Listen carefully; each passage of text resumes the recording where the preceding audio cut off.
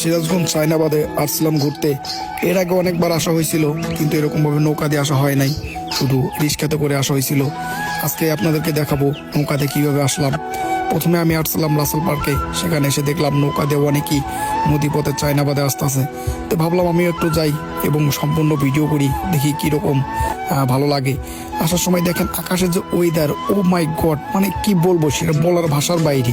মানে এত সুন্দর এখানে ওয়েদার, এত সুন্দর দেখার মতো জিনিস, যেটা না আসলে কখনো বুঝতেই পারতাম না। দেখেন আকাশের কি একটা অবস্থা। যাই হোক, নদী পথে আসতেছিলাম, ভালোই লাগলো।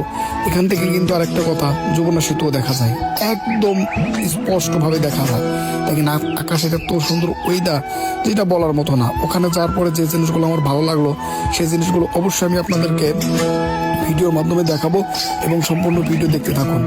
এই যখন আসে এখানে নামলাম, নামার পরে যে ছোট্ট একটা দোকান, মানে এত সুন্দর ওখানে দোকানটার, এত সুন্দর পরিবেশ, যা বলার মতো না। এই রাস্তাটা কিন্তু ঠিক একদম যমুনা সেতুর ওখানে গিয়ে উঠেছে।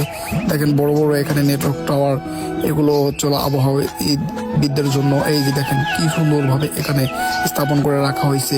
সুন্দর একটা রাস্তায়, নিরিবিলি রাস্তায় সামনে যেতে দেখি বড় একটা নাগরদোলা ঝুলিয়ে রেখেছে। ভাবলাম যে উঠবো, তা বন্ধ। সাইটে আর একটা ছিল, দুটাই বন্ধ। তারপরে ভাবলাম যে আর একটু সামনে যাই, সামনে গিয়ে দেখি আপনাদের কি দেখাইতে পারি।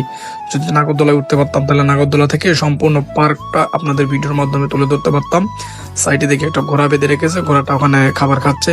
আর একটু এগিয়ে যেতে দেখি যে একটা মেয়ে ওখানে ভিডিও করতেছে, শাড়ি পরে, যে দেখতেই পারতেছেন তো।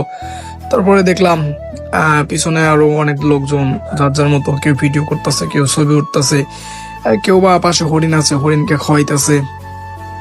পার্ক মানে তো বোঝেন যে পার্কে কি সব নীলাখেলা চলে। একটু সামনে যেতেই দেখি যে ওখানে একটা কি যেন বেঁধে রেখেছে, তার ভিতর দিয়ে একটা গাড়ি যাচ্ছে। ওখানে লোকজন ভিড় করে রেখেছে। একটু সামনে যে সাইডে যাইতেই দেখি যে দুইটা মেয়ে ওখানে আমার ভিডিও করতেছে, আমাদের দিকে তাকিয়ে আছে। তা আমার তো কি শরম, তো ভাবলাম যে আরসি ভিডিও করতে, এই দেখেন কিভাবে আবার ওই দিক দেখতেছে। তাই ভাবলাম যে আরসি ভিডিও করতে শরম কিসের, ভিডিও তো করতেই হবে। একটু সাইডে যাইতেই দেখি যে একটা মেয়ে শাড়ি পরে আমার সামনে দিয়ে যাইতেছে। তো যাইতেছে সামনে দিয়ে, তাকে তো কিছু বলা যায় না। তো উনি হয়তো টের পাইছে যে আমরা ভিডিও করতেছি, আর তাই সাইড থেকে সরে গেল।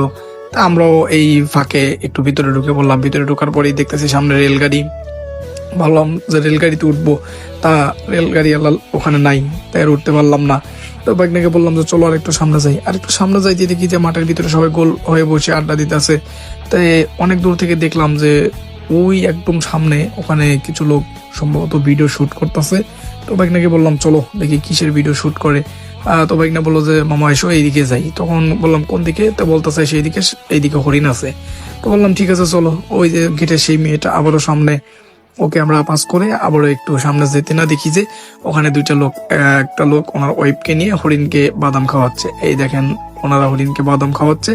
তো কি আর করার, আমাদের তো ওখানে দাঁড়িয়ে থাকলে চলবে না। তো ভাগ্নাকে বললাম চলো ঠিক আছে আর একটু সামনে যাই, দেখি সামনে কি আছে। তো আর একটু সামনে গেলাম, সামনে যাইতেই দেখি যে ওই দিক দিয়ে হরিণ আছে।